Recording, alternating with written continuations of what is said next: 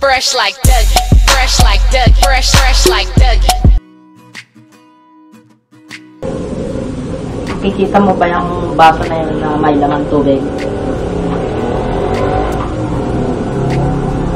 Kaya kong ubusin ng tubig na yan na hindi hinahawakan ng sombrero na yan.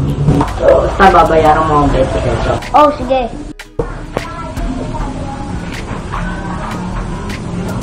Kaya mo? Posible. Di mo na ubus eh.